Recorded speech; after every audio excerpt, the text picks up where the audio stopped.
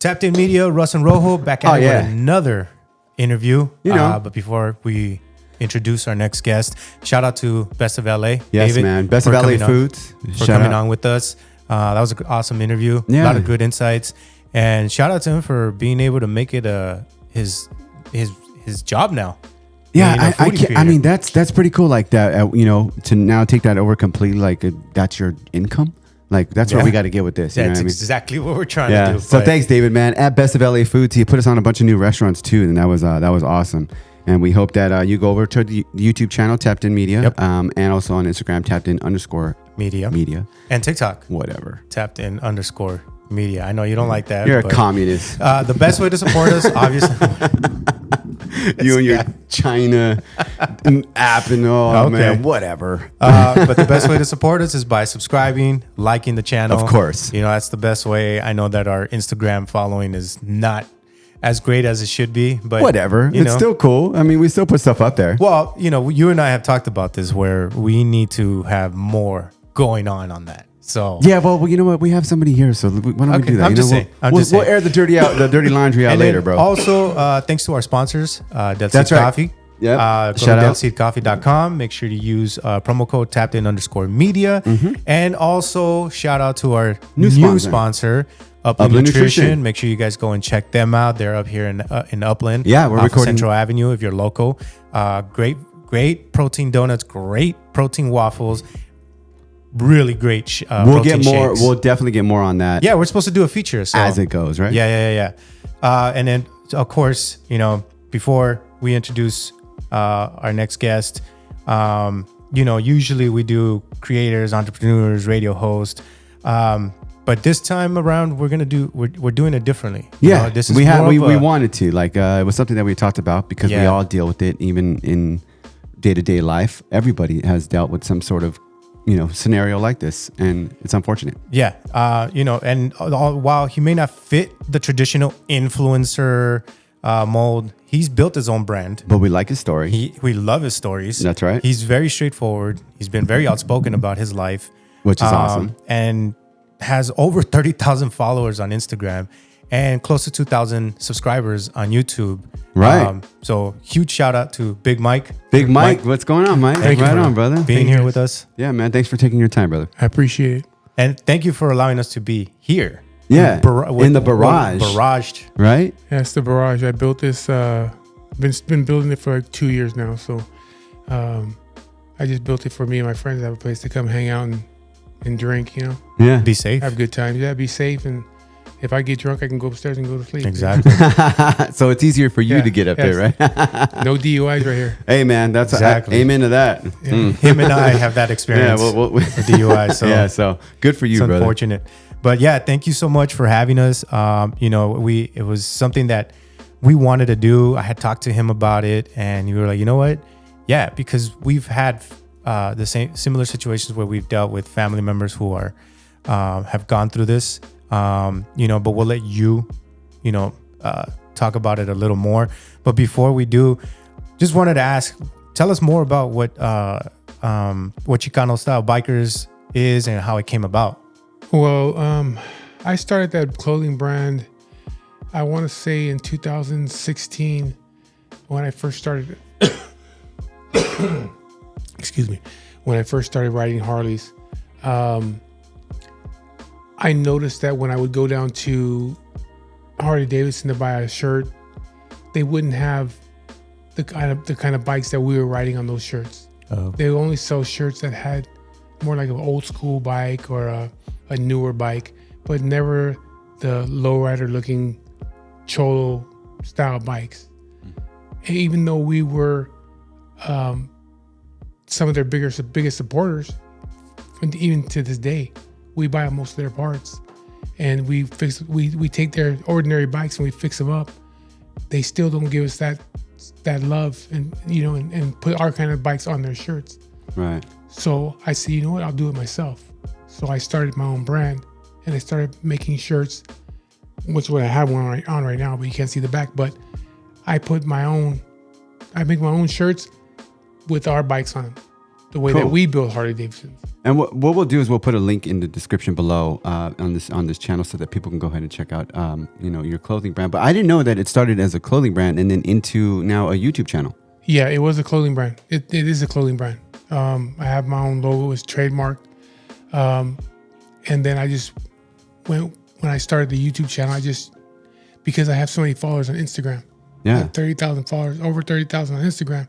So it helped me to gain followers onto YouTube. Nice. By naming it the same thing. Yeah. So I kept it the same. Mike, where did you grow up around? Like, what area are you from? I grew up in Inglewood. Inglewood and in the South Bay area. Oh, cool. Yeah, I've been out here in the IE though since 1995. I came out here in 1995. Oh, nice. You actually shared an interesting story on YouTube about your upbringing and about your dad, and then the other person who actually got you out of that situation, you and your mom. Oh yeah. Out of that situation. That was actually an interesting story. Yeah. And in some ways it kind of relates to me because we were trying to get out of a situation in that, but for me it was more about getting away from my mom because my mom was the violent one. Yeah. So if people want to check out that video of his, it's on Xicano Style Bikers on YouTube, Barrage Talk. Like I said, he shares some very deep stories, and he's very unfiltered. He's very outspoken about his situation and what he's battling through right now. I don't know if you want to share that a little bit. Well, in 2022, November 2022, I was diagnosed with esophageal cancer, with stage 4 esophageal cancer. I noticed me and my wife noticed I was losing a lot of weight. I was losing weight really fast. Within 8 months, I had lost I think 60 pounds. Wow. I wasn't eating. I was constantly throwing up. And so finally she convinced me to go to the doctor because I would never go to the doctor before. I'm not that kind of guy to go to the doctor. I'll figure it out. Yeah. But this wasn't going away. So we went to the doctor and they wanted to do a scope down my throat to find out why I couldn't swallow. And then when they went to do it, they couldn't get the scope down. It wouldn't go in. It only went so far. They said you have a growth in your esophagus. We can't get the camera in there. So they said we had to do a biopsy and find out what it is. So that's when they did the biopsy. They found out that it was esophageal cancer. Then when they started doing all the testing, it was in my bloodstream already. It had gone to my liver. It was in my bloodstream. So that's when it goes to your bloodstream, that's when you become stage 4. So right away I found out I was stage 4. And usually with the kind of cancer that I have, it's rare. It's a rare form of cancer. And usually when people get diagnosed with this cancer, it's usually at stage 3 and stage 4. And most likely stage 4. So that's where I was at. And so from there, that's when I started treatments.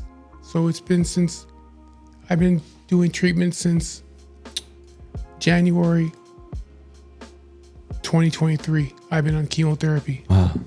Yeah. I remember. Now it's over, it's a year and 1 month that I've been doing chemotherapy and radiation. So both? Yes. God. I can't do radiation no more. They're not going to do it no more. That's it. That was it. They did 28 treatments of 28 days of radiation. And, I thought I was going to die. I said, I told them also myself, I won't do it again. Was it because obviously the treatment, did it make you more sick than just... Oh, it tears you up. The radiation, it tears you up. You feel like you're going to die, you know what I mean? Constantly. And, it just wears your whole body down. Just breaks you down. Did they put you back on chemo pills and stuff like that? I'm on chemo now. Chemo now? Yeah, I don't take pills. I go on Thursdays and I do chemotherapy. So I did chemo last week this last Thursday. And I won't do chemo this week. That's coming up. Then I'll go back the following Thursday and then Thursday. So I do it 2 weeks. I'm off one. 2 weeks off one. But right now, my chemotherapy that I'm doing is only to give me more time. It's not. They're not treating the cancer to cure it because they can't. Or they can't shrink down the tumor. It's right. It's spread too much. There's nothing they can do. If I stop doing chemotherapy right now, I'll die within 6 months. The chemotherapy may give me a month, 2 months, maybe, if I keep going. But if I stop, I have less than 6 months. Wow. So it's just buying me a little bit more time. That's all it's doing. Right. It's just a month, maybe 2 months. I'm hoping myself that I can get another 6 months out of that. You know what I mean? Where I can last for a whole year at least. Mm-hmm. Yeah. But you never know because when I went to go do my radiation, the doctor told me when he first met me, he says, I did not expect to see you when you came in here. He says, because when I look at your file and your paperwork, you should have been dead a long time ago. He said, you should have died 4 to 6 months once we diagnosed you. Once she diagnosed you with stage 4 cancer, you should have been dead 4 to 6 months, and you've been here for 2 years already. He goes, so whatever you're doing, keep on doing it. He goes, because you should be dead a long time ago. And so that's what I'm saying. Like, we don't know. They say that I have maybe 6 months. Right. But I should have been dead over 2 years ago, maybe 2 years ago.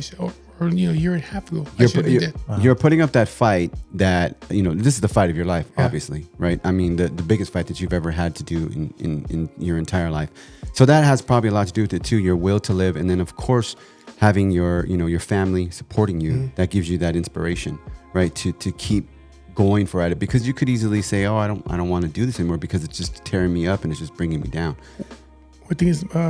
My thing is it's mind over matter, Yeah. Like, I live my life like normal, you know what I mean? I barely stopped working. I barely stopped working like 3 weeks ago. I've been working this whole time. I barely stopped working. And so, but I had to get pulled off because. What type of work were you doing? Truck driver. Truck driving? Yeah. So you were still driving while you were being treated? Yeah, while I'm being treated with radiation and all that shit, I was still working. And I know that you, in some of your YouTube channels, you were basically sharing your stories. Like I said, you're very open about this whole journey of yours and the battles that you had to go through with your job as well through your union, right? Yes. You know, just trying to get the right time off and not allowing you to get time off, trying to get you fired for whatever reasons. Mm-hmm. So can you tell us a little bit more about? Well, when I was at work, I had FMLA, so I was able to. Well, at first they canceled my insurance the first time. So I went on disability, and I was on disability for 6 months. After 6 months, well, the company pays for the first 3 months. They'll pay for your insurance. After that, the union will pick it up and they'll pay 3 months. So you have 6 months total with insurance. After that, they'll cut you off. The company, the union, they'll cut your insurance. How long have you been in the union? Right, like 5 years. I was with the union for like 5 years. So they cut me off. I had no insurance. I went to go get treatment, and they were like, "You have no insurance." And they were like, "Well, good luck." Because even the doctors, they want their money too. You know what I mean? I tell them there was no protection for you on that. No, it's like pay to play. You got to pay. You know what I mean? So when I went to the doctor to get treatment, they were like, "Hey, your insurance has been canceled. There's nothing we can do." And straight up told me, "Good luck." That's so frustrating. Figure it out with your insurance.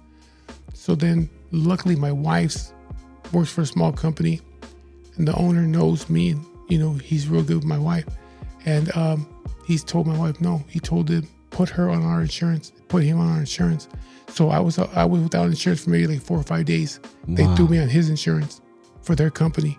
Oh my God! And so they picked. I went back to the doctor with a new insurance card, and I was getting treated again. And so I had the insurance to my wife's work now. But luckily for me, it was because my wife's boss, or the owner. Mm-hmm. And so I had insurance again. And then I went back to work. I said, I have to go back to work because the insurance is too expensive. Do my wife's work, it costs $1,000 a month. Do my work, it costs me $100 and some a month. So I said, you know what? I got to go back to work so I can get cheaper insurance through the union.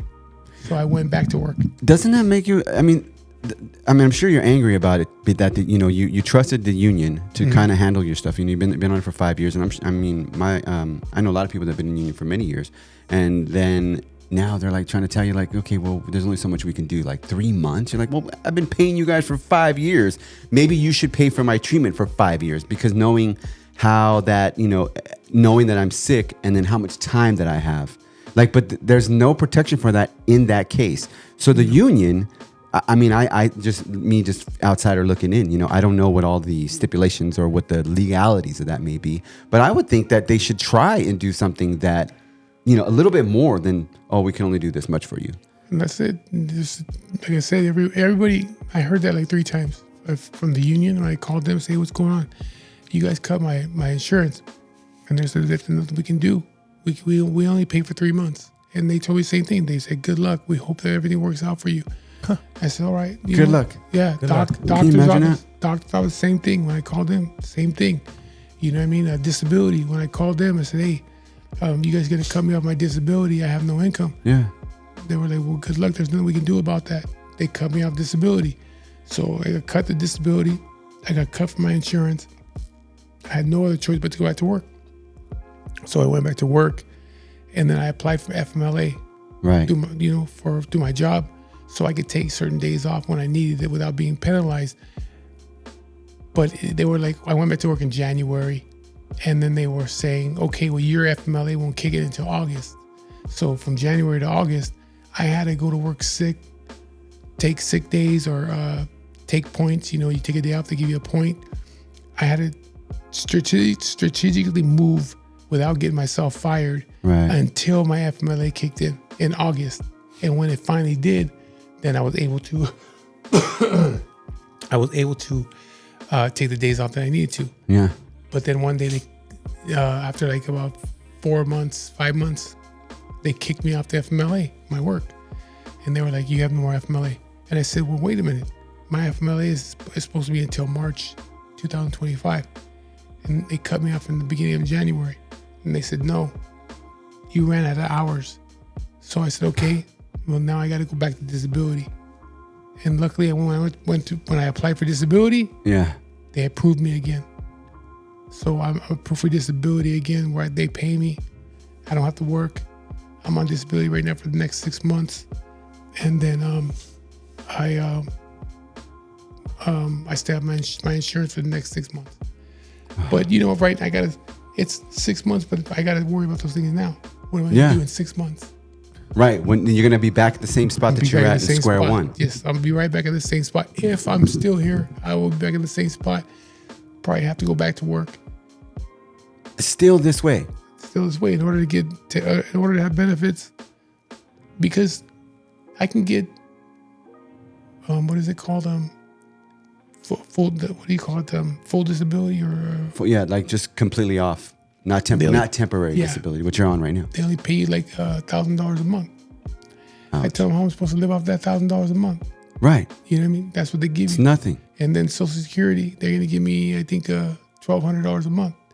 Because you work your whole life, to make sure you have something at the end, when you retire, for sure, whatever it is, and in the end, you still get screwed. You still get screwed. Yeah. I work with a lot of people that are on SSI, and they can't even get by. It's. I'm like, I don't understand how people are supposed to live when prices are so high, and people who are sick need certain medication, certain medical attention, and they're not able to get it because of the fact that you're just not covered. I just think it makes no sense.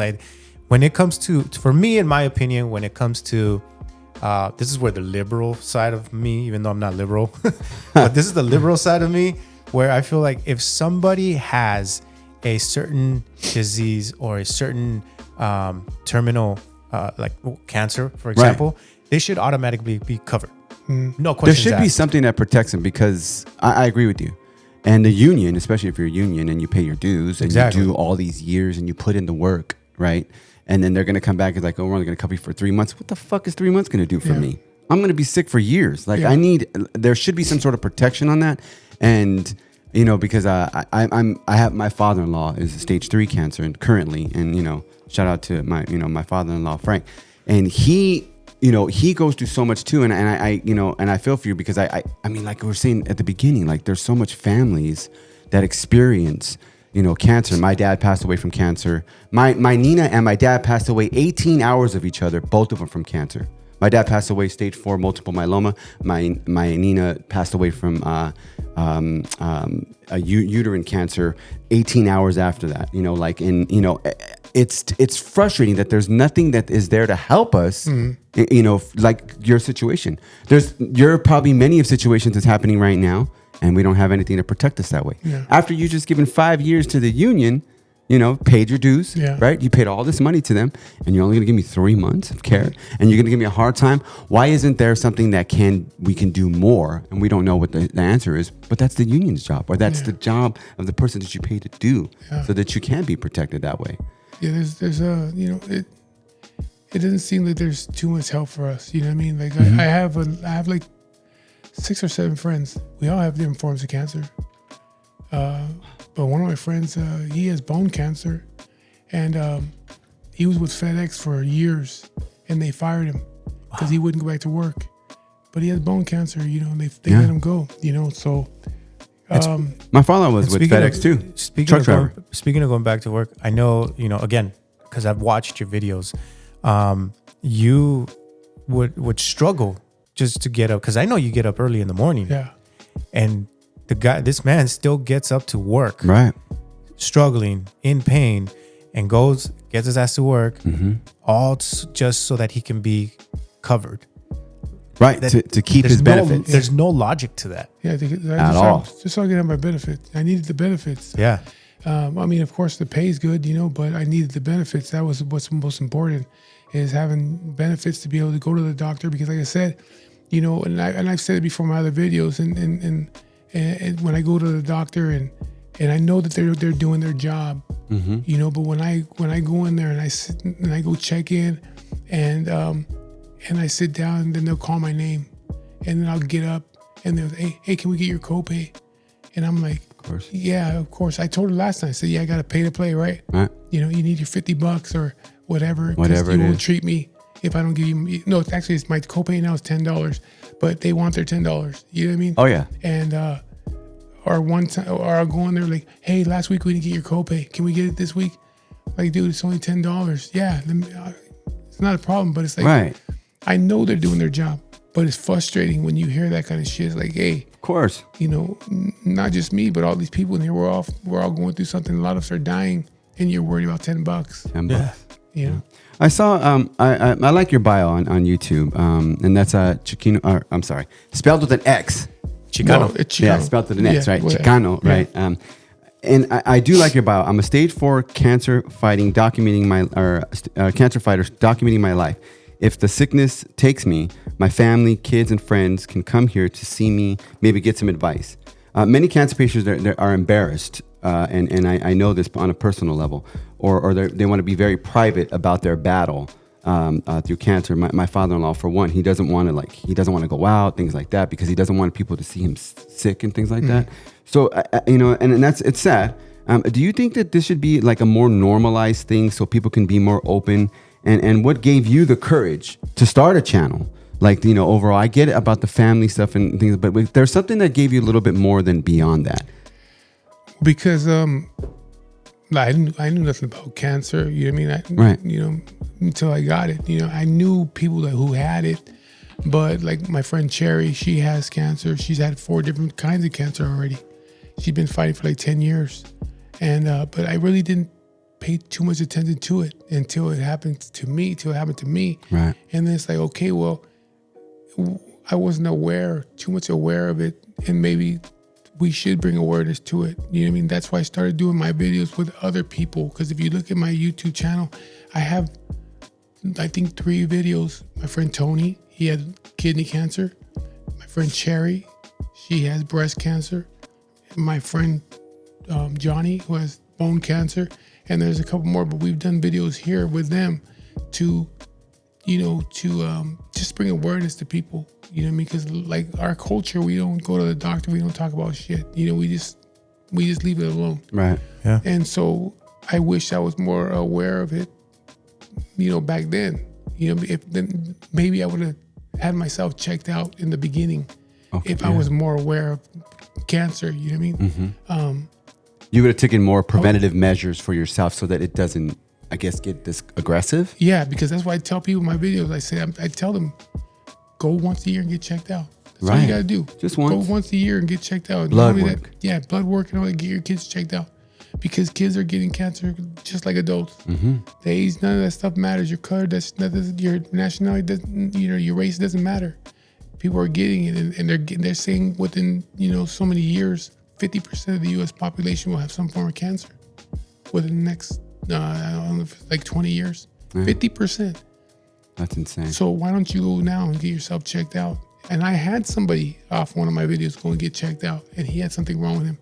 Wow. And he's like, man, I'm glad I listened to you and went down and got checked out because it caught it early. Mike, do you think that's a pride thing? I think it's a cultural, I think it's and a cultural pride thing, yeah. and a pride thing. Yeah, but I get the cultural thing, but I think at some point, like my dad was the same way. My dad retired Marine, 8-year Marine Corps, hardcore. You know what I'm saying? Didn't put up a lot of shit. That's how we were raised, and he was the same way. But if I feel like sometimes, like if he would have like been on top of that, because he had the VA the benefits and stuff like that.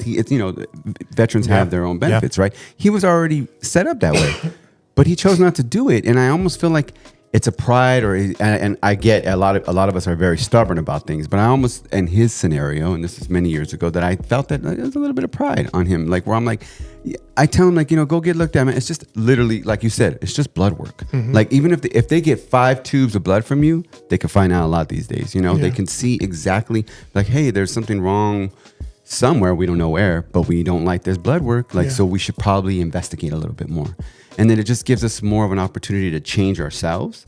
And I mean, I don't know, like the culture thing, I guess because I see it so much, and I wish that we all could do that. Mm-hmm. I'm with you on that because I'm the same way. My wife gives me a hard time because I don't go and get my blood work done and stuff like that. But she's like, I pay a bunch of money for your benefits and this and that. And you know what? You're right. So I do go once a year now, and I get my work done. And they tell me like, hey man, like you need to watch, your cholesterol or this or your sodium's too high. I'm like, okay, well, what do I do to change that? Because I don't want to, get worse or whatever it is, Yeah, because with me, before I was diagnosed, it was 8 months before I was diagnosed. I went to go to do some blood work, not blood work. I did some urine tests for my job.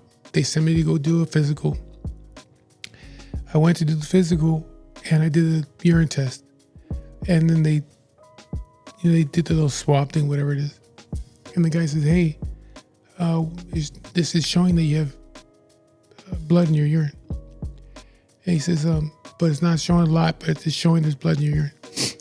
And he goes, I can't pass your physical exam for you unless I do it again and there's no blood in there. So he goes, come back tomorrow. We'll do it again. If there's nothing in there, he goes, because it could be wrong. Mm-hmm. If there's nothing in there, then I'll pass your physical. So I said, okay. So I went home, drank a lot of water. The next day I went back, but while I'm here at my house that day, I looked it up on the internet. What does it mean? It means all kinds of different things. It could mean all kinds of different shit. But one thing that it said, it could be you have cancer, some form of cancer. So the next day I went back, did the test again. It came back normal. And so he passed my physical test, so I didn't think nothing of it. Right. If I would have that day said, you know what, let me go get some testing done. More testing. Let me get more testing done. Maybe I would have caught this at maybe a stage 1. Yeah. But I didn't. I waited 8 months. And then I was diagnosed with stage 4. So I should have listened when he told me that. But it's because the next day when I went back, he said, oh, you're clear. You're good. I didn't do it. Yeah, because you had that assurance from a doctor. That, like, I'm okay. Like, like he just looked at my numbers. Like, I'm cool. Like, didn't think of that. I get that. Yeah, I kind of want to liven it up a little bit with you as well, because I want to know more about who Mike and how Big Mike came about, prior to, who is Big Mike prior to the cancer? Because obviously you have your Xicano Style Bikers brand. And I'll tell you right now, first, I mean, I didn't know the guy, right? And it was just out of coincidence because I used to go to O'Donovan's a lot down in downtown Pomona. Oh yeah. And I think Brittany, right? Brittany. So I follow Brittany, and then one day I happened to see a post of hers, and I seen him, and I seen him and his wife, and I'm like, those are my neighbors. And then I tap into his handle, yeah, and I looked, and I'm like, oh crap, this guy has like over 30,000 followers. Like, how is this? What is he doing? What does he do? And then, of course, us living right here, we see all these bikers come out. He's got bike clubs that come out. So who is Big Mike? And I mean, who do you collab with? Being the fact that, because you do have a huge amount of friends and bike clubs that I've seen come out here. Yeah. Well, that just like it started with the clothing brand, and then people started buying my shirts. I started selling shirts. Well, the first shirt I made, me and some friends were gonna go to a motorcycle rally or a run in San Diego called the Raza Run. It's every year. It used to be at Chicano Park in that's right, San Diego. In San Diego. Yep. It was every single year. So I said, you know what? That's the day I'm gonna bring out my first shirt. So I had a lot of shirts made, and I took them to that run, and I probably made like that day $1,500. Wow, not bad. Selling my first shirt in Logan Heights. Logan Heights, yeah. You need to note that. Yeah, no doubt. So my first shirt, about $1,500 worth of shirts that day, and at that run, people were buying the shirts and they were putting them on. So people thought it was a club because there was so many people walking around with that shirt on, and it was my logo, which you can see on the wall right there. Yep. My logo right there. So they thought it was a club, which I'm not a club. I'm a clothing brand. I'm gonna try something new. I'm gonna try and get your bike with the camera right now because you only have the one camera, and then I'm gonna try and get your logo real quick. Yeah. So guys, you guys go ahead and keep talking. I'm gonna step away. So I started to become known because of the clothing, and then me and some friends started to do benefits for people. Like there was a kid that I know. He had leukemia, and we did a run for him to raise money for his family. I know his dad's name is Steve, and his name is Steven. He was a young kid, probably like 10 years old, had leukemia. And so we did a fundraiser type thing for him and raised a lot of money, of money. And we gave it to his family for him. And then I want to say a few months later, we did another one for another little girl that had Down syndrome, made her a lot of money.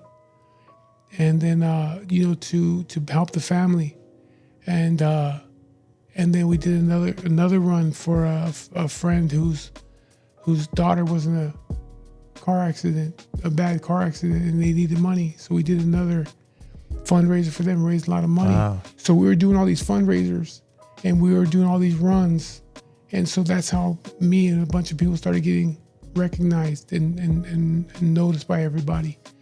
And so it's crazy because there's always that misconception about bikers when you see them. Yeah. So but to hear firsthand from somebody who is actually utilizing his or his friends and his brand to actually do something positive. And for kids who needed the help, that's pretty awesome, man. Yeah. So when it came down to me having going through what I'm going through, people have done the same thing for me. They've done GoFundMes. They raised a lot of money. There's been so much that the biker community has done for me, and I think I look at it as because of what we did for other people. Right. We helped other people. And so, like you were saying, though, people have a misconception about the biker community. Like they're a bunch of bad people and shit like that. And it's not true. You can see what you see on TV and what the news tells you, but we all know that the news lies and they want a story. You think it's because they glamorize like the biker gangs, like the that are out there? I'm not going to mention any of them, but there's a bunch of them that they do out there. Do you think because they glamorize it or they focus media attention on it, that people get that bad one rep? thing is that like what you said right now is like, because of the media they say gangs, and they're not really a gang. I was from a gang.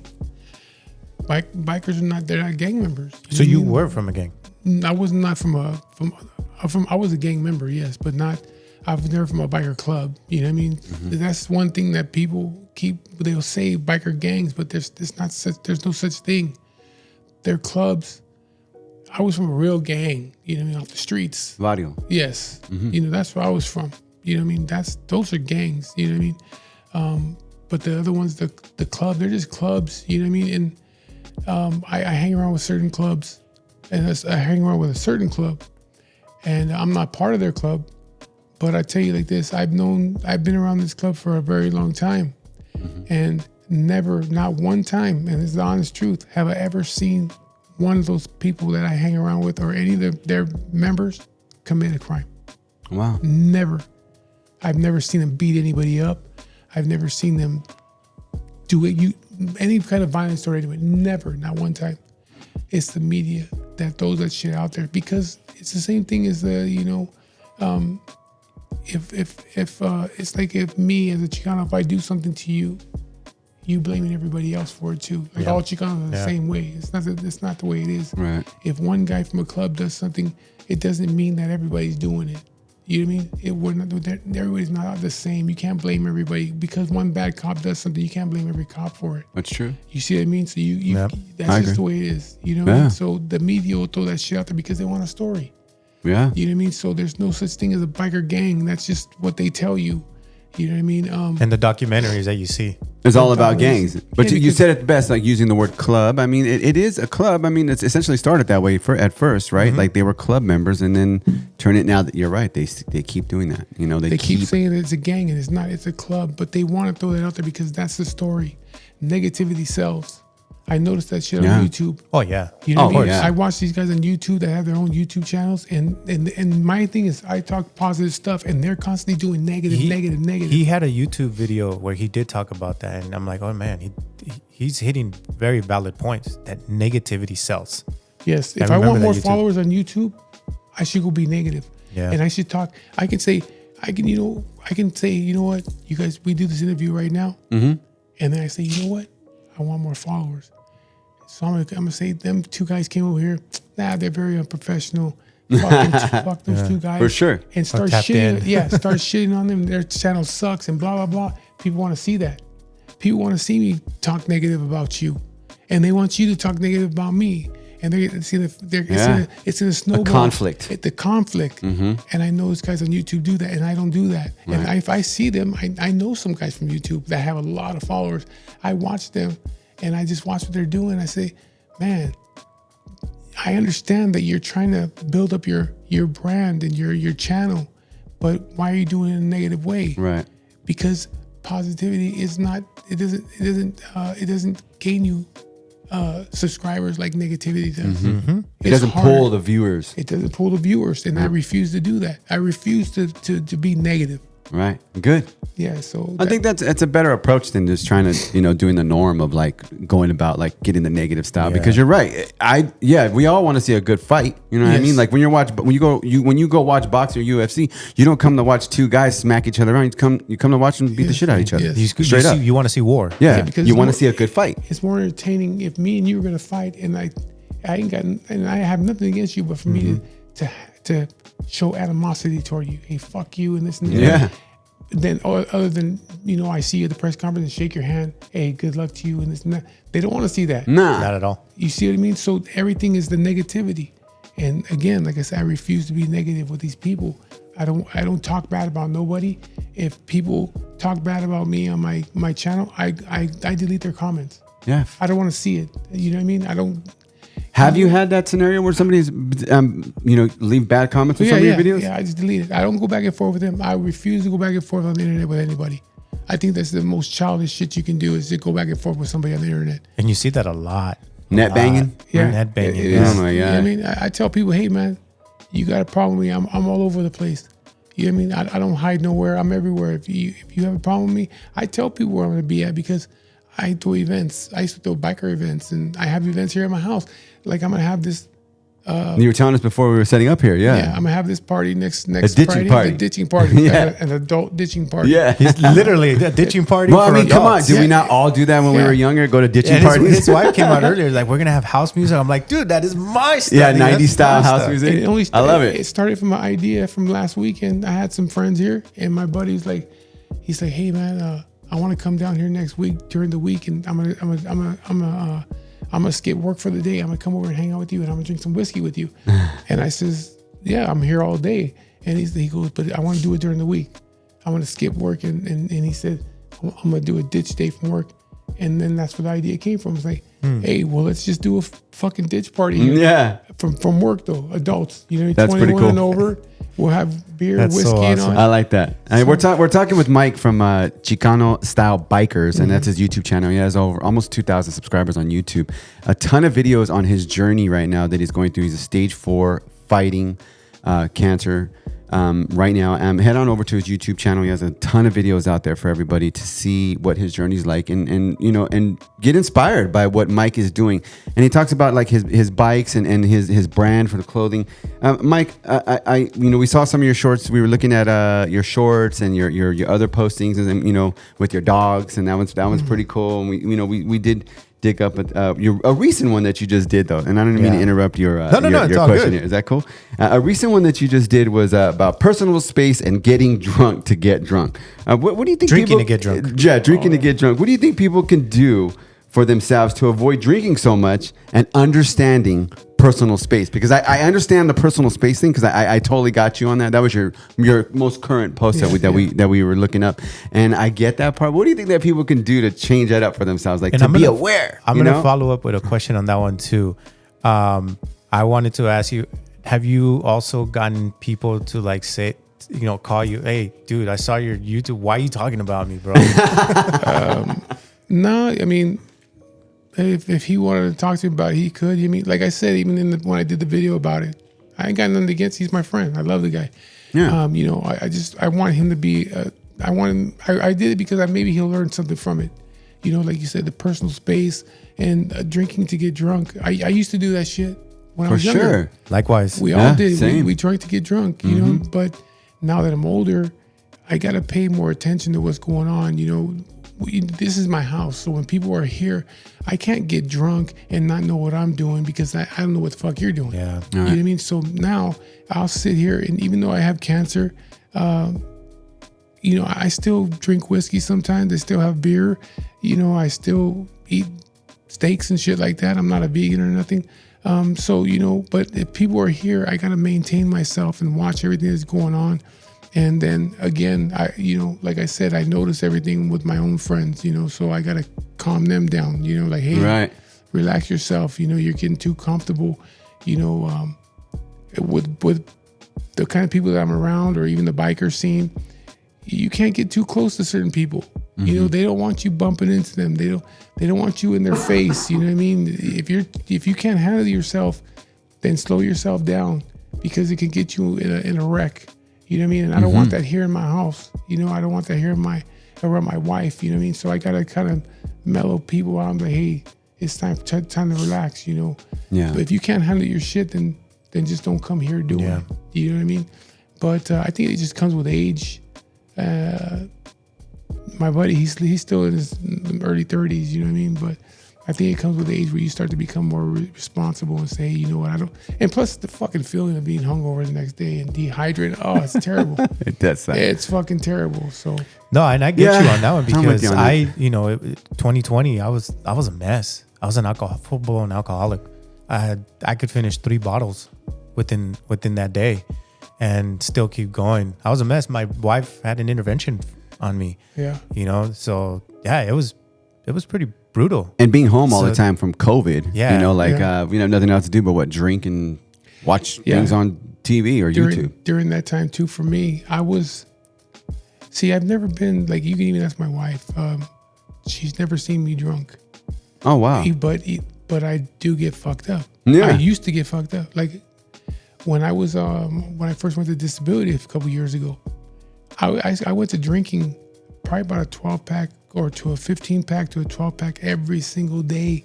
I would start drinking about 11, 10 in the morning. I'd go right here around the corner of the Bevmo, give me a 15-pack of or a 12-pack of Blue Moon. I come here and I sit in here and fuck around in the garage and start fixing things up. And I start drinking, and I'd finish that whole 12-pack, sometimes a 15-pack, before she got home from work. And I knew she was gonna be coming home around 5:30, so I stopped drinking around 4. And then I would go in the house and relax, maybe pass out for a little while. But she would never see. She never knew that I was doing it. Like I was drinking that much, and that was an everyday thing. Wow. Every day, I was the people at Bevmo know me. I would go in there like, hey, what's up, Mike? I'm like, what's going on? Come in there and give me my 15-pack of cans. If they didn't have that, I'd give me a 12-pack of bottles, come back home, throw them in my refrigerator, and start pounding 10 in the morning, 11 in the morning every single day until about 4 o'clock. Wow. Yeah, see, and it gets so easy just to be like, I'm just going to go have a drink, you know? Because I was the same way, guaranteed the same way. Like, and I still do get drunk, you know what I mean? And I just like the buzz feeling of it, you know what I mean? Like, that's just the same way as like somebody that smokes weed, or, you know, they want to get high because they want that feeling, you know, that euphoria or that release, you know, that's like, okay, that's my thing. I mean, I don't do heroin or anything hard or stuff like that, but I imagine that'd be the same thing, the same type of thing for them. They'd go and do that because that's what they're looking for. They're looking to get high. Yeah, but then at that point, that's more of a damaging. It's all damaging. Yeah, true. It's all damaging. But if you're damaging. trying to go and do heroin, I mean, you're completely damaging yourself. Yeah, I mean, for sure. But you want the euphoria, but that's kind of alcohol drastic. is damaging as well, you know, like Not as drastic as heroin. I don't know. Tell that to a liver cancer That's patient. true. That's true. Tell that to a heroin addict. You know? Yeah, no, I mean, I like the feeling of having a small buzz.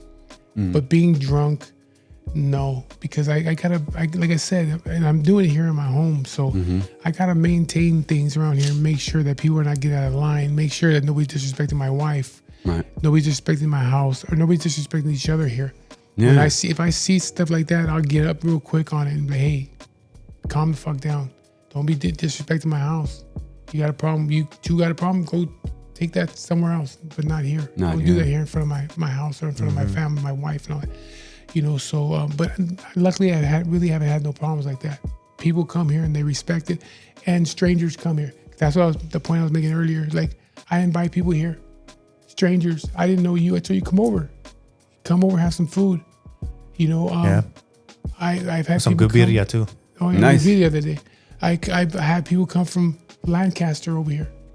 There's another guy that's been telling me, he said, he wants to come down here. He lives in fucking Madeira. Damn, that's far. I want to come down there and have a beer. North, right? Way up there, right? Past Fresno. Yep. Yeah. He's like, hey, I want to come down there and hang out with you one of these days, have a beer with you in your garage and chill with you. You know, I want to meet you. Yeah. You know, so I got people from Arizona that hit me up like they want to come hang out and shit like that. You know. Yeah, you said you had somebody make you something, right? From. Yeah, that the American flag. Raider. That was sent from North Carolina. Yeah. I didn't know. I don't know the guy. He's from Oxnard. He's in the Marines. He lives in North Carolina. So you want to hold off for a minute? Can you hear that or no? Yeah, I can hear that. Is that someone else's bike? Yeah, he's leaving. The guy's leaving. But so your neighbor has a bike too? The neighbor's a friend of mine. Yep. That's cool. When I got diagnosed, I told him this people moved out next door. I told him, why don't you come over here and move next door? If I ever need help, you're here. He's like one of my best friends. So that's cool. He moved in next door. He's young too. He's young. Really? He's in his mid-30s. Oh, wow. And he lives next door. So. And I told him if I ever get kicked out, he needs to spare one of the rooms. Yeah, because he's there by himself. Oh, really? He's there by himself. And actually, he works for the same company I work for. I got him a job with me and everything.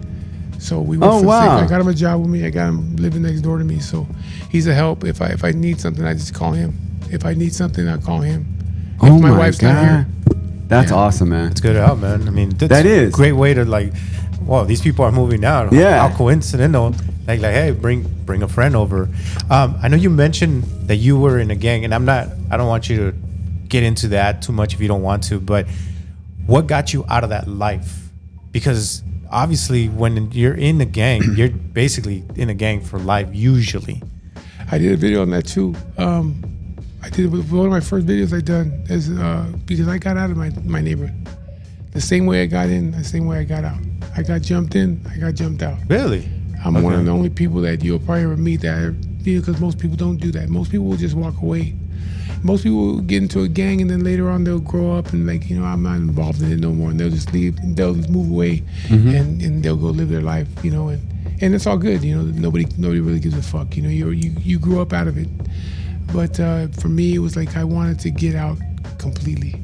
Yeah. I didn't want to be associated with that shit no more. You know what I mean? So I went to my neighborhood, I got out. Me and my father went over there. And I told my homeboys, hey, I want to get out of the neighborhood. And they were like, what do you mean you want to get out? I said, I want to get out. And they were like, because, if they wanted to, they can kill me if they wanted to.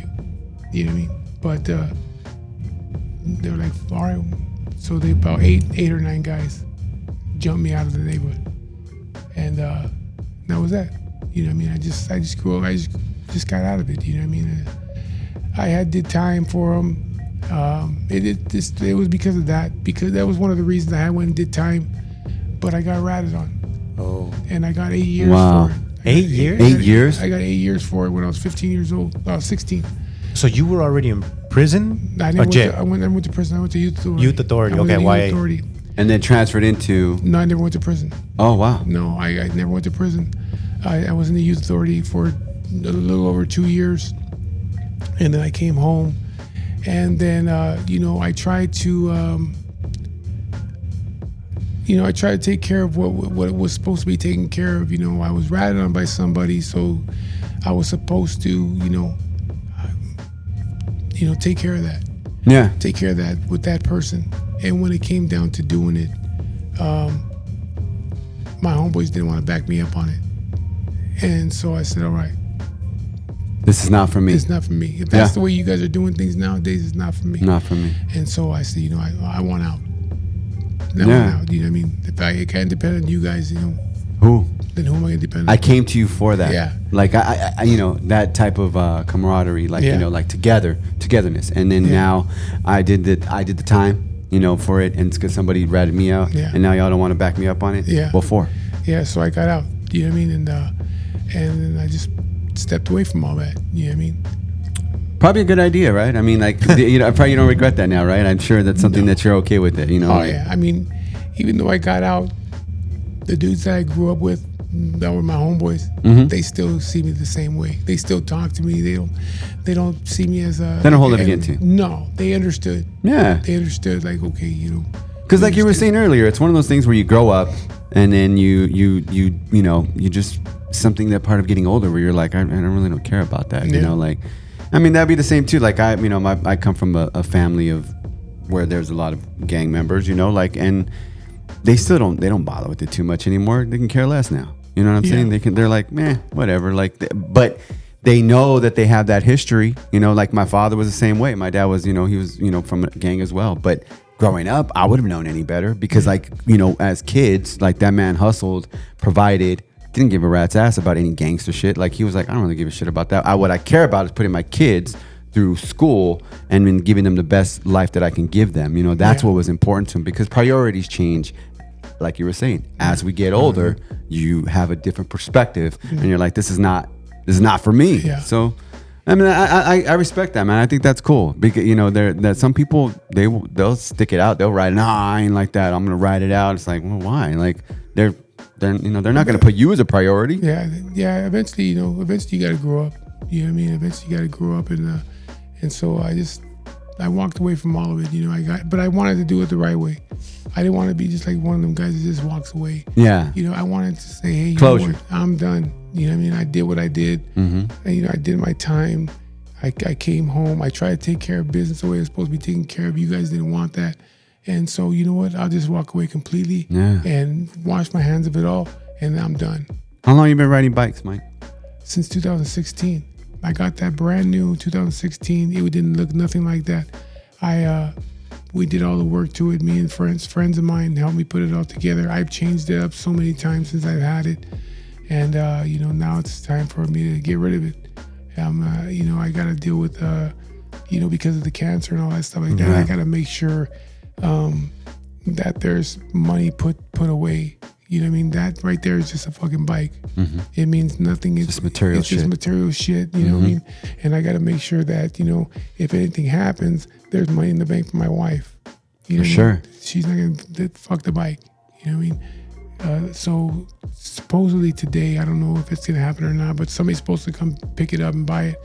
I just and if anything, and shit, if just say there was some kind of fucking miracle or something, you know what I mean? Just say I could beat this shit. I can always go buy another one. That's true. Yeah, because you already got, you got that one. You worked your ass off and took care of what you had to do to get that. Russ did have a question because you brought the fact that by some miracle you beat it. And I was thinking about this, and real quick, do you think that they have a cure for these cancers, and they don't want us to give us a cure because it makes more money to sell chemo pills, the painkillers, and all the necessary drugs for patients that are currently going through these types of treatments? Do you think that there's something out there that'll maybe restrict it and hold it down, and they're just like, nah, we make more money keeping people sick? No, I don't think so. It goes back to just say, for instance, because I have my father and other people, I see them posting shit about chemtrails and shit all the time. They believe in all these chemtrails and all that shit. And I think to myself, okay, say for instance, you're the pilot. You're a pilot in one of these planes, and they want you to spray this chemical all over the place for whatever reason, whatever it does to the people. You know what I mean? Because they're saying they're poisoning people. Are you, as the pilot and your family members, are you guys immune to that shit? No. So then why the fuck would you do it? You see what I mean? Right. Why would you do it?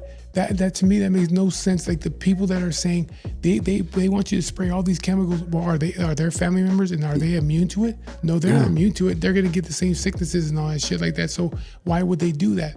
Same thing with cancer. All these people that keep saying that there's a cure for cancer. Well, what about their family members? You know what I mean? Their family members are going to get cancer, but there's a cure. I know there's a cure. It has to be the biggest conspiracy in the world for every single doctor to know that there's a cure, but they're not going to give it to you. They're not going to give it to us. Think about how ridiculous that is. That every single oncologist in the world knows that there's a fucking cure for it, but they want your money, and they don't give a fuck that their own family members get cancer. Every single one.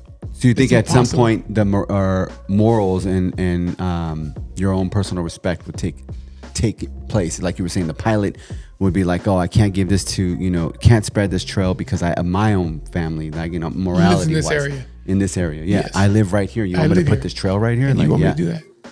I see that. That's actually a valid argument because, I wouldn't want to do that to my family. Like, hell no. I want them to live as long as they possibly can, if you were an oncologist and you said your father has cancer or your father-in-law has cancer, there's a cure, you can give it to him. But nah, fuck that, because we want the money for the other drugs. I want the money for the chemotherapy and the treatments. No, you're not going to do that. No. You have to think that every single doctor out there will be in on this conspiracy. Do you think we're close to having some sort of cure or something that limits these tumors and these cancers that are transpiring right now? You think we're close to it? I don't think so. I don't think so. There's all these.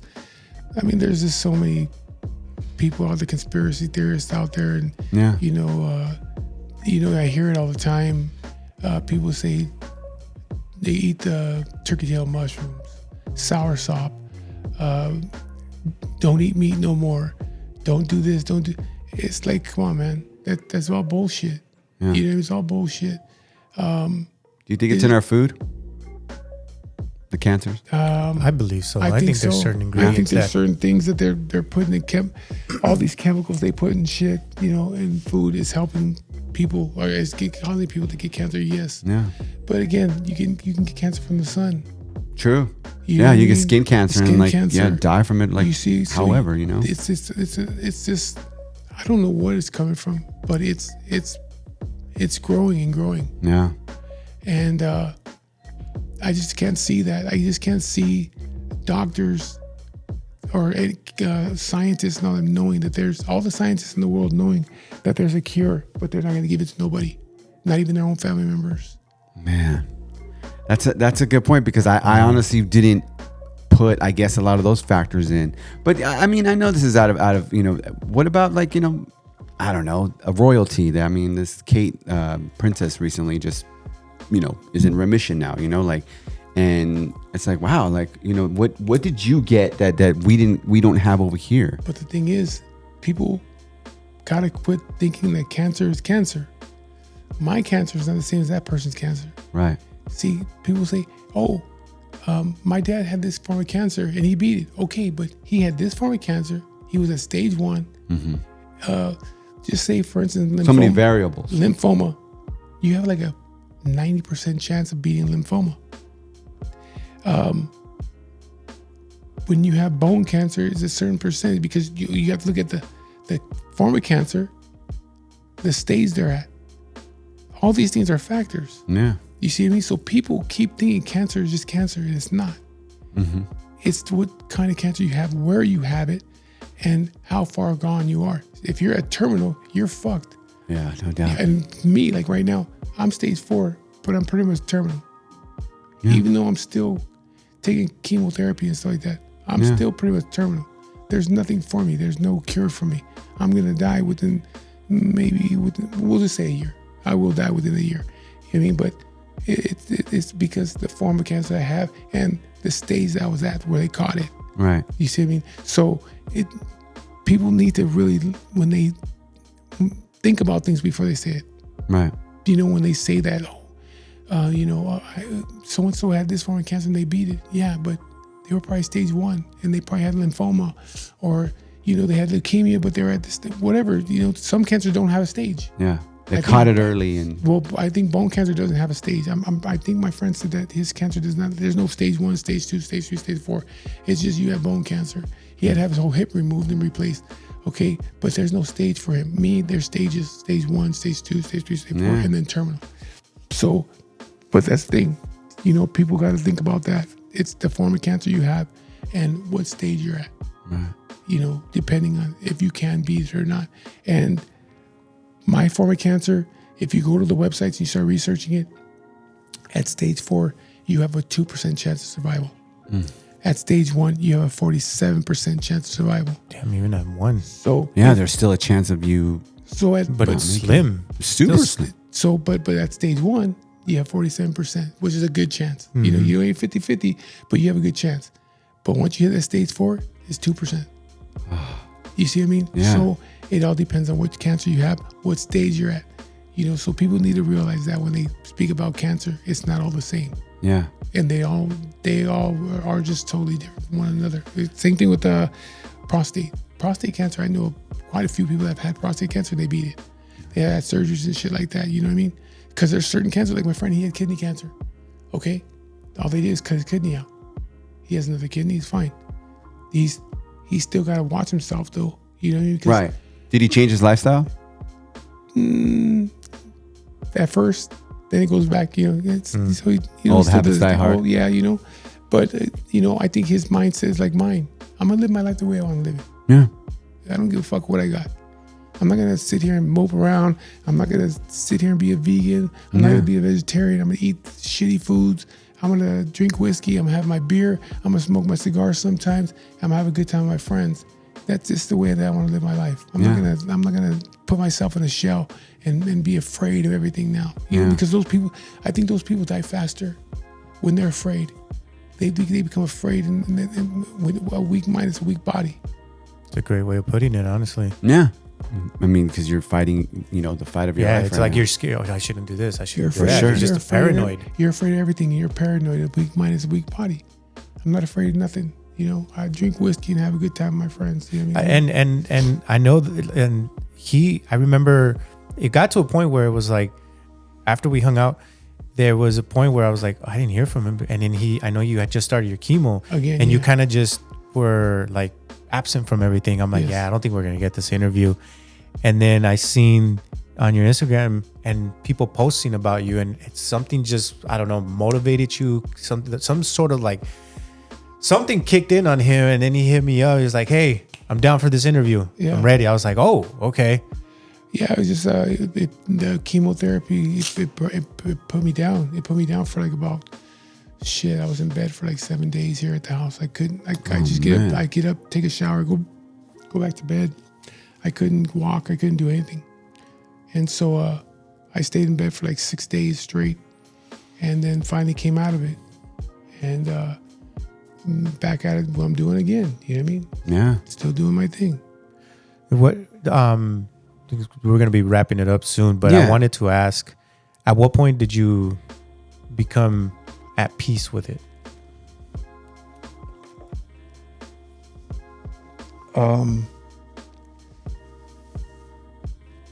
I think it was the day that they told me. Right then and there. Yeah, you know what I mean? When they because like when it went to the doctor appointment, I already knew. You know what I mean? I already knew when they started doing all these testing things on me and shit like that. I already told my wife, I said, I know I got cancer. I told her that before we went to the doctors, before the day that we went to go do the to get the results. I went to the doctor. I said, I know they're gonna tell me I got cancer. I fucking know it already.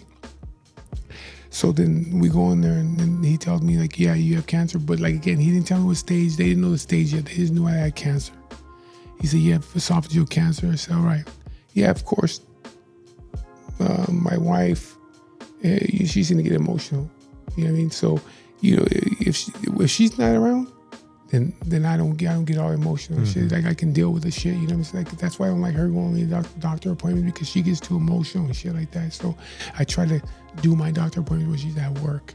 You know what I mean? But yeah, of course. So I get emotional when they tell me the first time, like, and it's not like I'm fucking sitting there sniveling, like, oh my God, what am I gonna do? You know? Yeah, of course. You shed a tear, like, okay, like fuck, you know, I have fucking cancer. It's only natural to be emotional like that, though. Yeah, but That's then, a natural human emotion. Yeah, and then afterwards, like, you know, we walk down to the car, and we're sitting in there, and I'm thinking about it, like, okay, like fuck, what am I gonna do now? Like, because that's what you start to think about, like, what the fuck are you gonna do now? Right. You know, because right away I got to think about work, I got to think about bills. That's the fucked up part about it. And the fucking benefits. Everything. Shit. You got to worry about everything. Like right away, I'm like, what the fuck am I gonna do? And so I said, that's it. I told her right then there. I said, that's it. I'm over it. Okay, I'm over it. And she's like, what do you mean? I said, I'm gonna just deal with it. Right. Because there's nothing else that you can do. What the fuck am I gonna do? There ain't no cure for this shit. You know what I mean? I gotta go through all the treatments. I gotta do all the things I gotta do.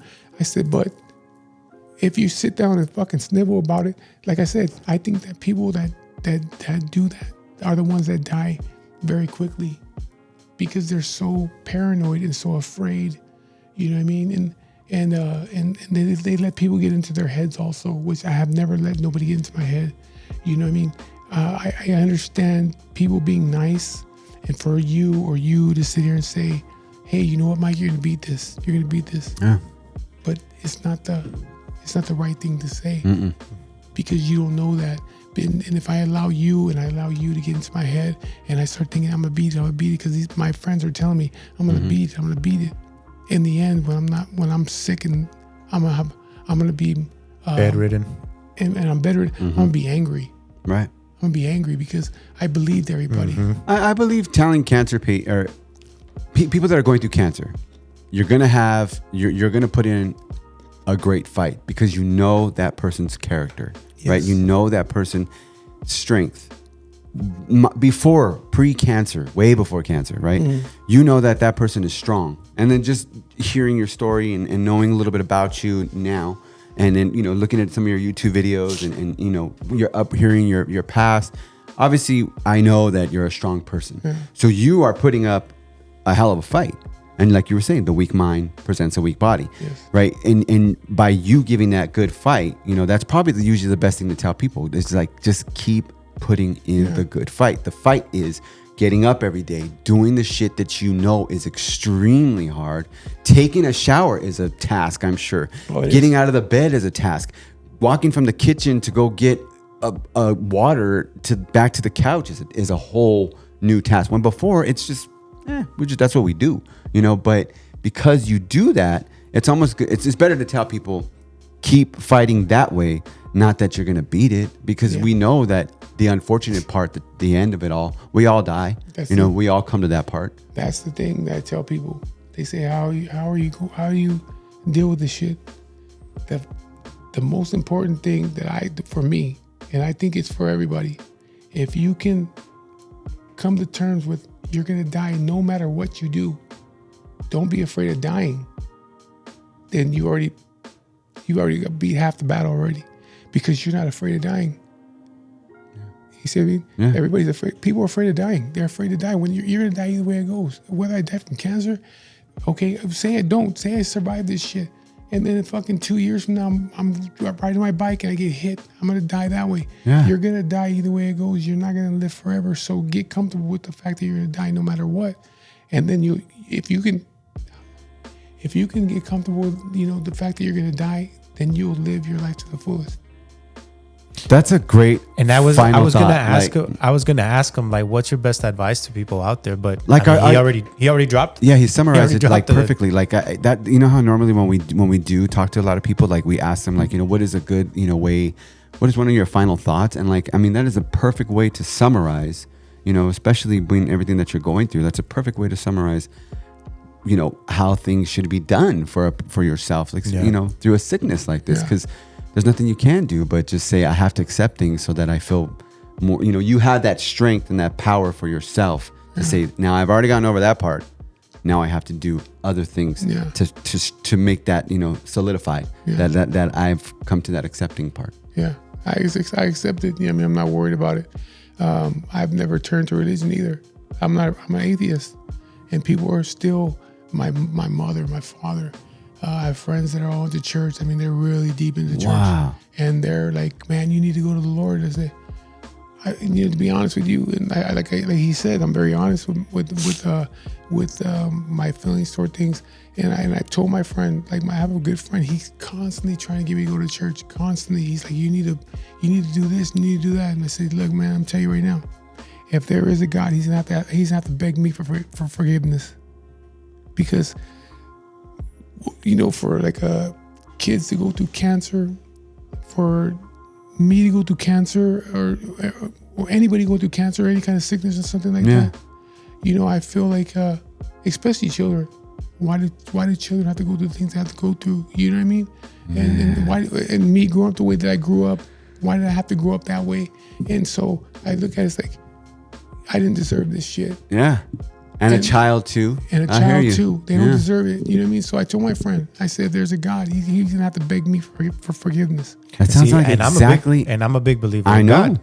And yet I can understand where he's coming from. For sure. My wife feels the same way. And she's currently, that's her battle, and like all the time, like, she's like, then if there's a God, and that's, funny that you bring up the atheist. My best friend is an atheist. And I grew up in a Catholic church and the whole bit, like I went to Catholic school, the whole nine. And I understand, the crazy part is I understand what they are talking about, because there are instances where I was like, okay, well, where is Jesus? I mean, spiritually, I get the spiritual part, but you could be spiritual without Jesus. Yeah. You could be, all knowing that you, with yourself in one whole body without a God or somebody to push you along that way. You could be spiritual anytime. But why do all these situations have to happen for kids? Like you were just saying, that is a good way to put it. I get it. Sometimes I think that it's that people rely on religion, God, or Jesus because they do need something a little more spiritual to help them get a boost, which is fine. Yes. That's cool. I'm not going to hate no more for it. I'm perfectly fine with that. I tell my friend the same thing. I said, if it works for you, that's fine. Whatever works for you to make you a better person. Hey, that's great. I agree. But my friend, he tells me, you're being stubborn. Yeah. I said, I'm not being stubborn, man. I said, what if I tell you, what if I'm a Muslim? What if I'm Muslim and I tell you Allah is the real God and you're just being stubborn? What would you tell me? You see what I mean? It's the same thing you're telling me. It's the same thing. Yes, I said it's the same thing you're telling me. If I tell you that, if I say whoever, Buddha or the Prophet Muhammad is if I tell you you're being stubborn, you're gonna tell me the same thing I'm telling you. You know what I mean? I'm not being stubborn. I'm an atheist. I've been this way for years. My mother's religious, my father's religious, my aunts, they all tell me the same thing. You need to do this, you need to do that. My friends that are religious, they tell me the same thing. I said, I'm gonna go out the way that I want to go out. As you should. I'm gonna go out. I'm gonna be an atheist. You're not gonna see me. I'm in 2 years since I've been going through this shit. You have never seen me pick up a Bible. You never seen me going to church. I've never prayed to nothing. This is the way it's supposed to be. I believe in more. My thing is destiny and karma. That's what I believe in. You know what I mean? And so, and it's the same thing with religion, though. Religion. If you're a Christian, you believe in the book of life. God knows everything. God knows when you were born. He knows when you're gonna die. He knows how you're gonna die. You cannot change those things. The same thing is with karma. The same thing with destiny. I feel this is my destiny. Yeah. Not in a religious way. Just this is my destiny. As far as the karma goes, I've said in my other videos before, I've done terrible things to people in my life. Yeah. Okay, so I have to pay for that. Just like he does, just like you do. Yeah. All the bad shit you do in your life, you're gonna pay for it. That's why I have a POD, payable on death, on my fingers. I'm gonna pay for it. Yeah. One way or the other. That's true.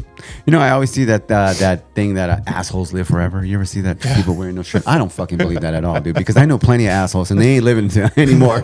You know what I'm saying? So every time I see it, I'm like, that's got to be a joke, right? Because I know lots of assholes that are not living anymore. You know what I mean? And they don't live forever. It's such a, I don't know, like such a contradiction. But I mean, Mike, this was enlightening, man. And we this is a good appreciate you. experience, like, just to talk with you and like, get about you. I mean, just to hear about your brand and what you guys do for, even knowing that like as a community, you were doing stuff for people out there and donating your time and money and for organizations, like that's a big thing, like a lot of people don't see that. Like we were saying earlier, they just see, oh, these badasses are like going just, back to the misconception of bikers. Gangs and like they're just causing a bunch of trouble and just being, straight out jerks or whatever. Like, and it's not really like that, and in just understanding your story of where you come from, man. And, I hope that all the way up until when you can still keep doing, your videos and all your stuff. Keep doing it, brother. Like, because you're absolutely right. Like,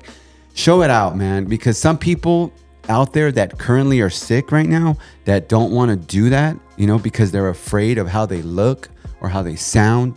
You're not going to sound or look the same like you used to, obviously, of course, but I think somewhere along the lines, whether you're here today or not, you're going to inspire somebody by your post.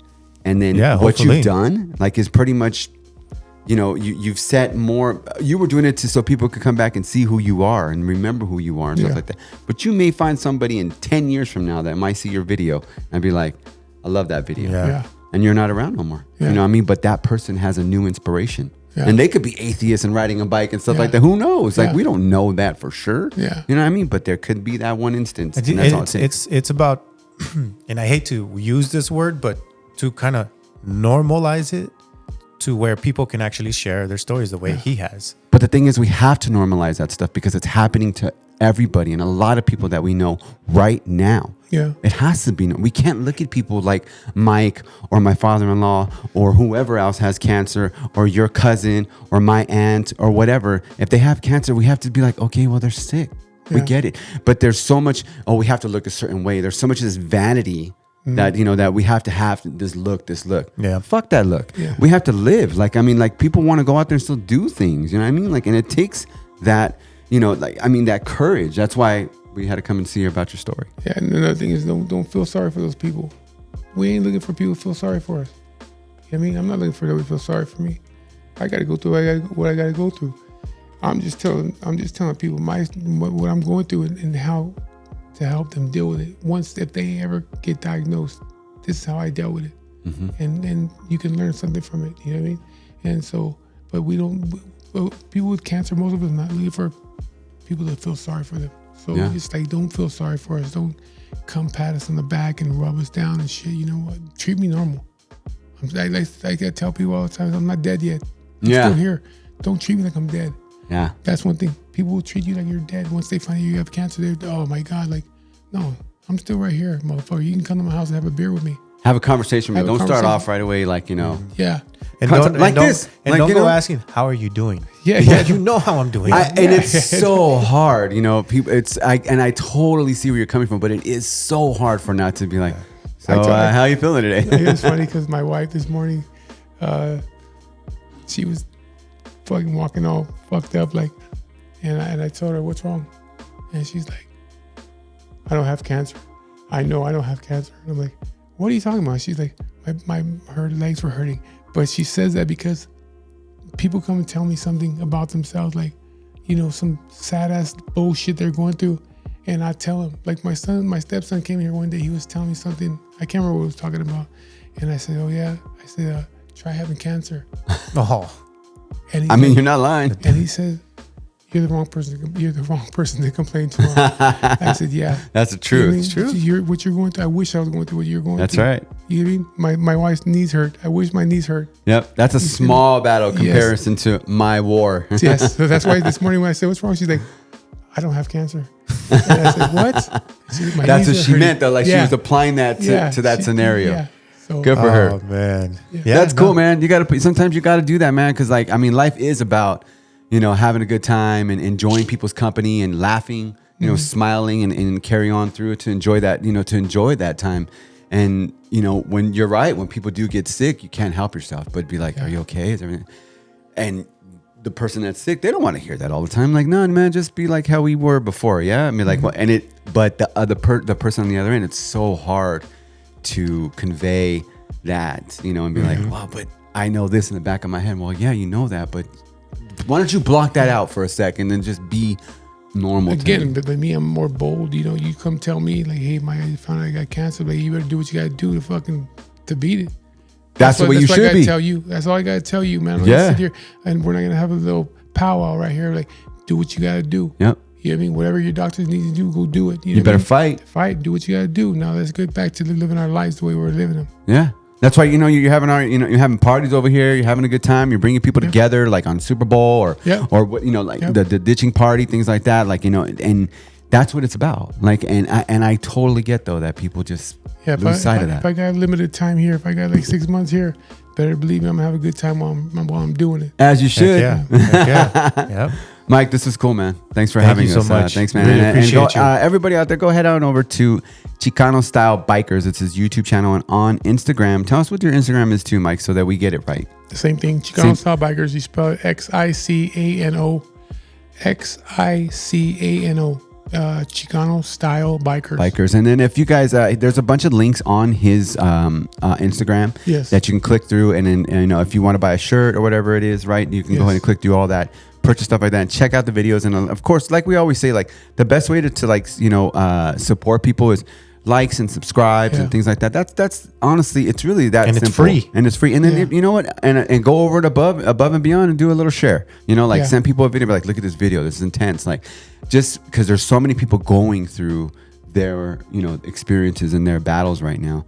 I mean, it's good to hear other people's perspective on that end. Yeah, and also just before we go, my videos are not just about my cancer. My videos are also about things that I've done, doing time, about my family, about jobs that I've had, being a bouncer at nightclubs, and just different things. It's different parts of my life. So it's not just about the cancer. Yeah. It's about how I met my wife. It's about me and my wife's our wedding. I mean, there's just so many different videos out there. So it's not just about the cancer. Yeah, we saw the party scene video too, man. That's pretty cool. Yeah. You got to head over we're not going to tell you about it because you got to head over to the YouTube channel to check that out. He's obviously doing something right because he's got over 2K subscribers. Yeah. He's way more likable than you and I, though, probably. That's true. There's that, right? Yeah, that's true. All right, man. Thanks, guys. Thanks everybody for checking out Tapped In Media, man. Till the next one, we're working on some new stuff right now. Yes, hopefully the UFC fighter will confirm. Yeah, I think we're gonna get a UFC fighter, man. So we'll let you know about that, Mike. Maybe we'll do it right here. Maybe we'll ask him to come over here, UFC fighter, come right here and record, and you could be in on the interview with us. Yeah, that's cool. That would be cool. Right on, Mike. Thanks, thank you.